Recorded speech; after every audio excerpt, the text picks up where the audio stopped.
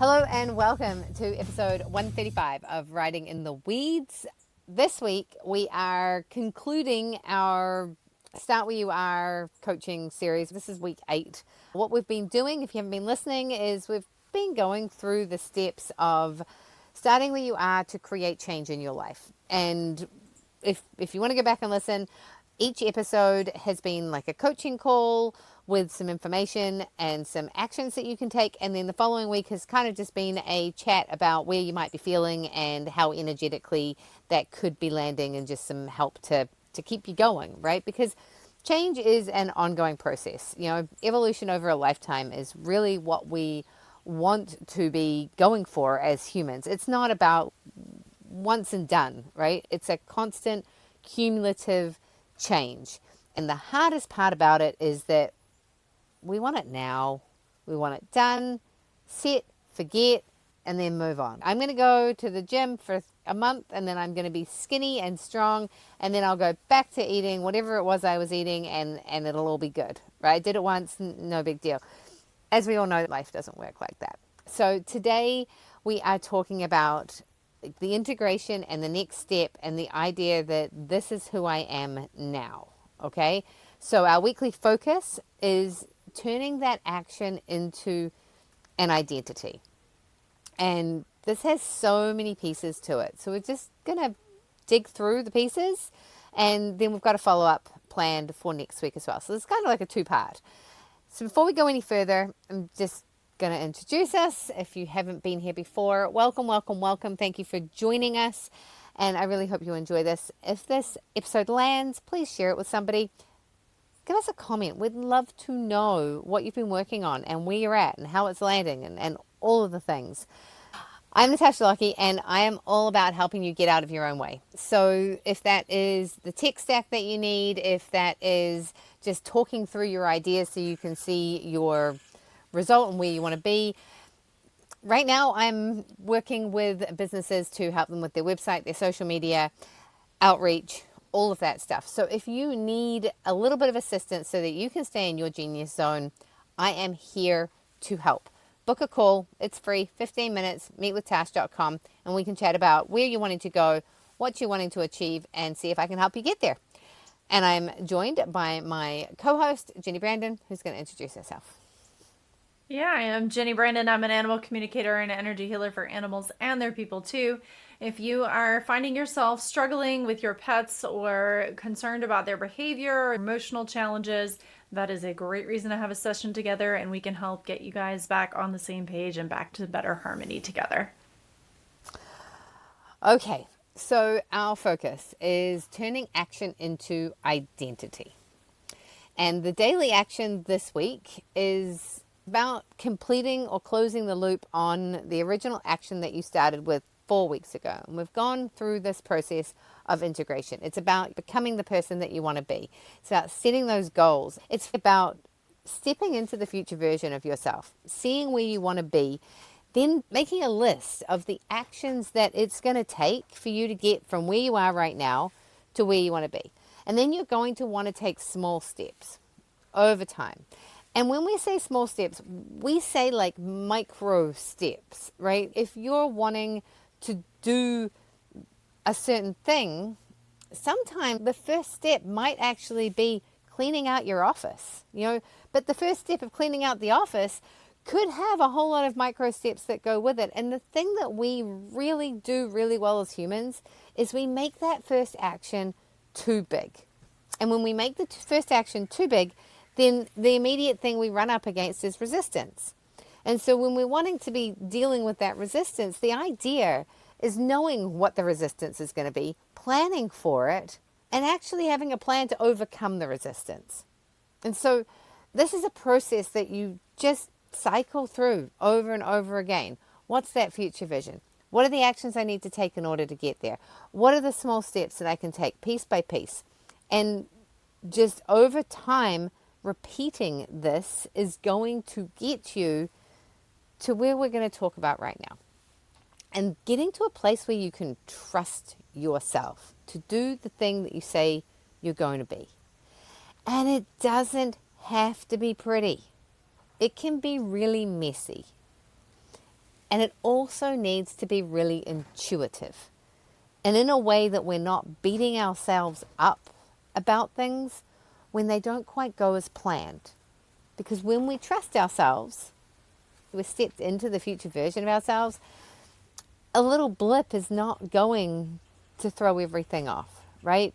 It's okay to eat the cookie and know that you're not going to slash the rest of the tires and go AWOL for the rest of the diet or the rest of the day or whatever it is, right? It's okay to not post on social media when you've made a commitment, you're going to do it every day and you miss a day because life happens.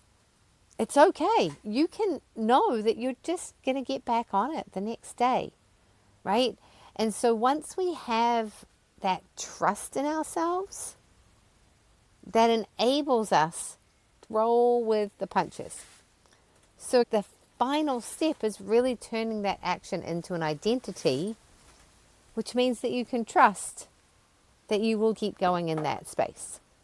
Yeah, and it's not easy to get there, but that's the piece where you do have to keep picking yourself back up.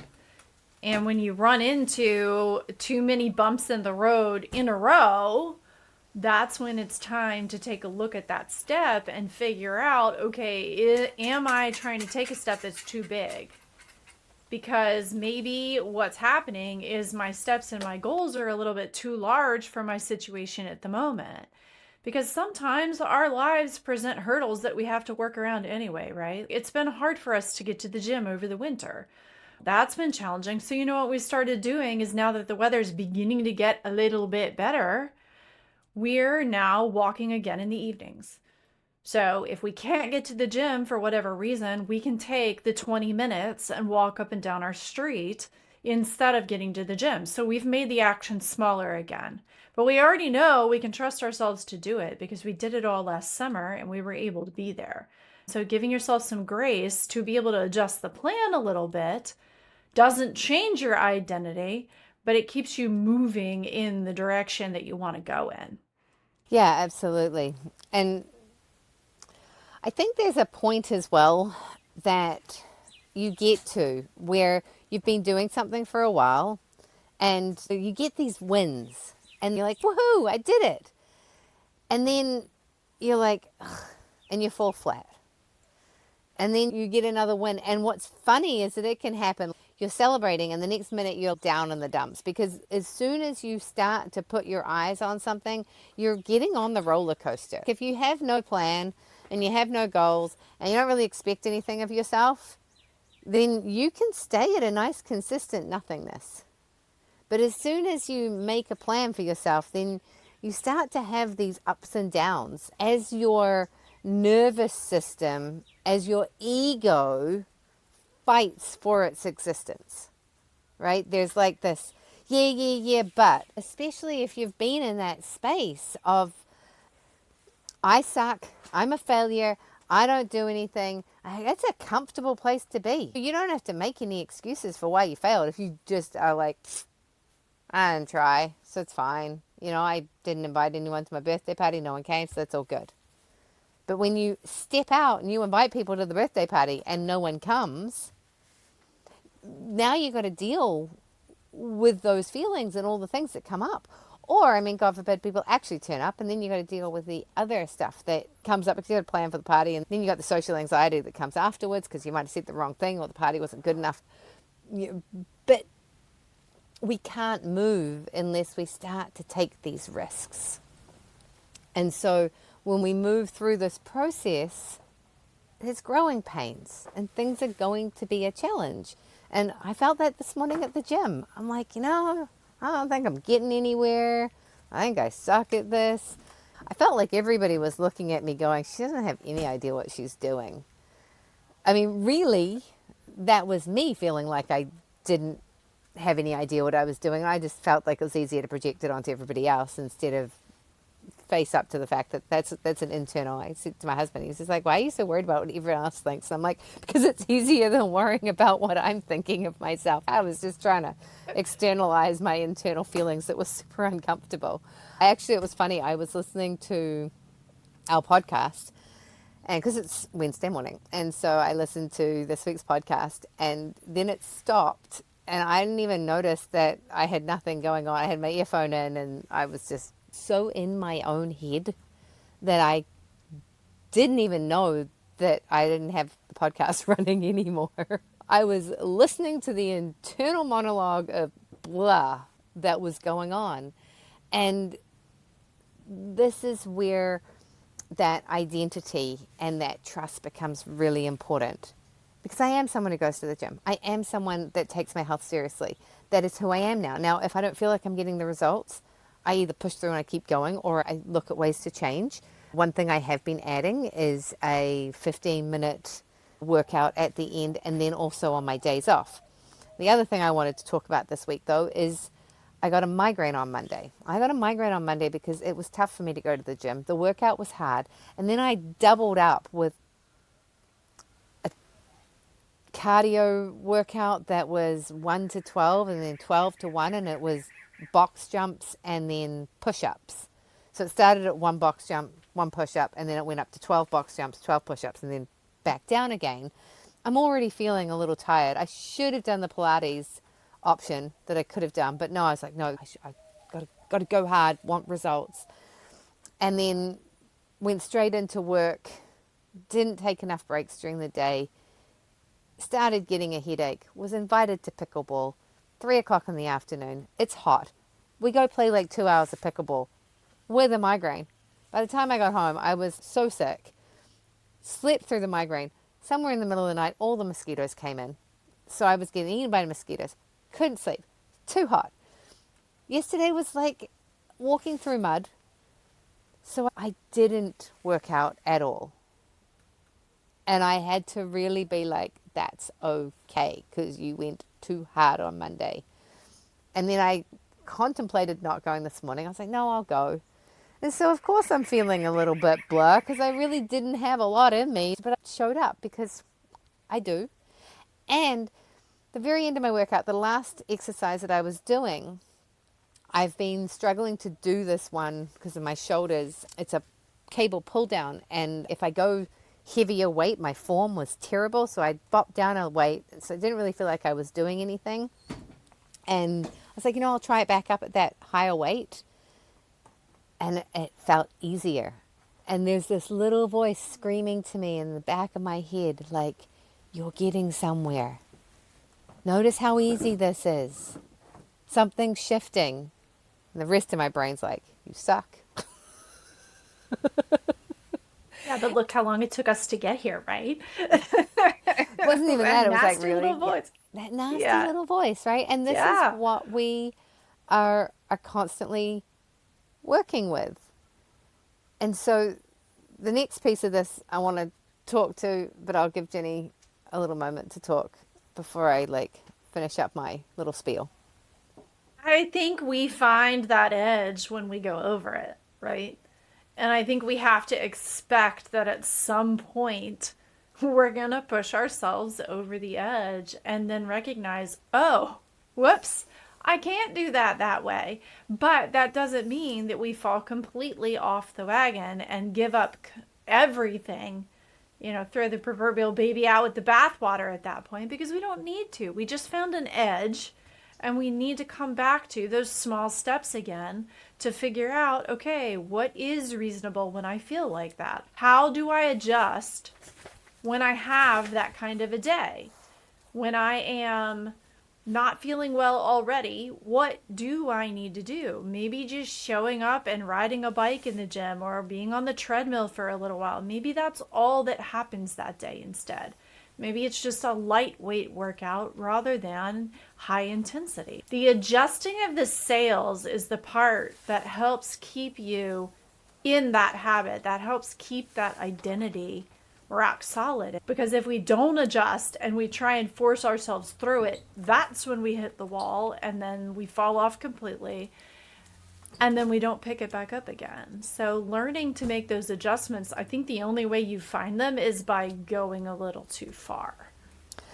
Yeah, absolutely. And then, as you say, it's like push a little far and then you pull it back. And really that's why celebrating your wins is so important. The other thing I wanted to mention within this process is the coaching call focus here is around what shifted for you over the last 8 weeks, what's worked, and then what comes next without there being any pressure, right? Which is what we were just talking to.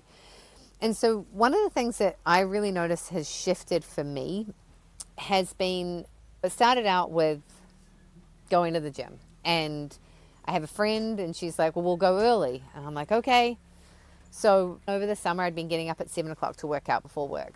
And I'd been pretty tired, so I hadn't been doing really good at getting out of bed so early. So I shifted back, and now I'm getting up at 6 to get to the gym for 6:30. And then I got invited to an accountability call, a working group that starts at 9 o'clock. Now, for me, it was actually 10 because of our time change, but then everyone jumped to mine, so now it's 9 o'clock. So I'm showing up to the gym for my girlfriend who's got other stuff going on. She's not there. So now I'm like, oh, actually, you know what? I'm showing up for me. I was always showing up for me. And then I'm showing up for my co-working session for an hour, and I show up and no one else is there. And I knew no one else was coming. But I was like, I show up at 9 o'clock for the call, I do my hour of work, then I either go and do something else or I continue doing work, depends on what the day looks like. And at that moment I was like, I'm not even showing up for them. I'm showing up for me. So what I thought was creating accountability for myself was actually just putting in place mechanisms that I could trust myself to do it myself.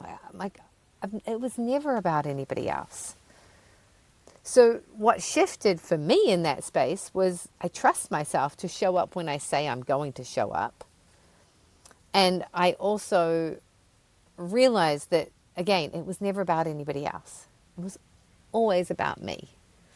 But what worked was having other people there so that I could commit to something. And then over time that shifted from feeling like I was committing to them to committing to me. So in that situation, what comes next? Well, what I've started to notice is how my whole day has kind of shifted around these pieces. And so what comes next for me is making sure that I'm still doing the fun things, that I'm not saying no to the fun things because now I've got to do this thing and I've got to do that thing. And again, I noticed that we talked about that a few weeks ago, was adjusting, not missing out on the thing, because I have to go to the gym at 6:30 on Monday, Wednesdays and Fridays. So when I got an opportunity to go surfing, not saying no to that, because my identity is someone who goes to the gym 3 times a week. It doesn't have to be. My identity is not going to the gym 3 times a week, Monday, Wednesday and Friday. And I even had that discussion with myself last night. Like, am I ready to go to the gym? How's my head feeling? I've had a migraine for 2 days. Do I want to shift it to Thursday, sleep in and do just an easy yoga today? But, we had that conversation and we decided that we were going to go to the gym, the royal we. What comes next? Once you build that trust in, you can really start to be a little bit more flexible and be able to move things around and not feel like you're going to lose everything that you've worked for. And the other thing for me, and you've spoken to this a little bit in the last episode actually, but what comes next for me is really that whole, I'm not getting the results that I want to see right now. So do I quit? When you get more consistency, when you're tracking what you're doing, so shifting things slightly, but making sure you're tracking it. So you can see in 3 months from now, if I'm still in the exact same place with whatever it is I've put in there, then that's when I need to be like, okay, we need a shift. But with anything, whether it's your business, whether it's your fitness, whether it's your career, your parenting, your friendships, anything, it takes time. And so just noticing what shifted, what worked, what didn't work, what are you going to adjust? What comes next? And if you can do this over a monthly period and a monthly period and a monthly period, then it becomes a 3 month, then it becomes a 6 month, then it becomes a year. guaranteed something's going to have changed as long as you don't give up.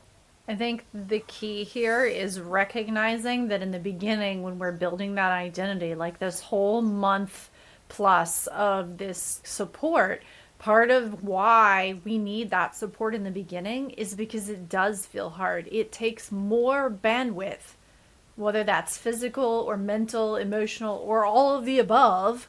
When you make this type of commitment to yourself, it takes more bandwidth in the beginning. You don't have the capacity to handle 5 hours going to the gym 3 days a week, plus extra workouts every other day. And it's just not going to be there. So in the beginning, that's why the baby steps are so critical, right? Because it takes so much more energy that those baby steps feel huge in the beginning. If we don't give ourselves the grace of the baby steps, we're biting off more than we can chew, and we're going to end up setting ourselves up for failure.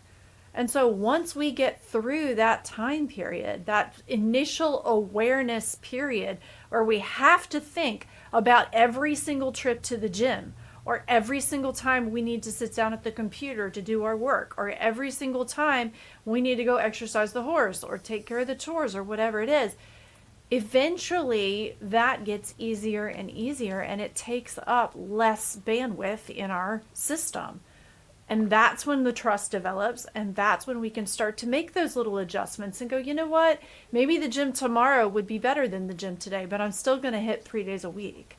Or maybe I can swap out this workout for that one because I know I'm going to go surfing, or I know I'm going to have extra movement that's going to come from here instead. But in the beginning, yeah, it feels monumental. Even those small actions feel big, but that's why we have to stick with them long enough that they suddenly become a no-brainer. They suddenly become a no big deal anymore.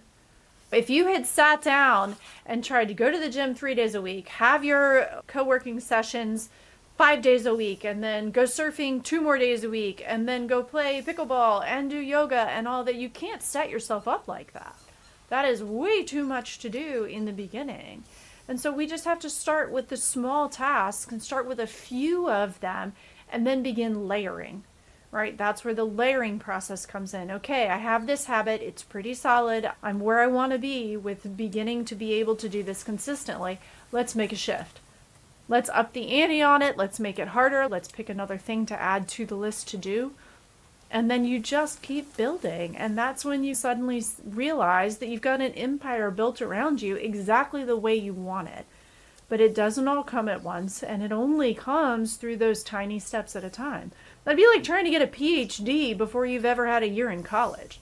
It's not going to happen because that's too much of a challenge all at one time. So you start small, you start slow, right? That's what freshman year is for, is to begin building that system for yourself.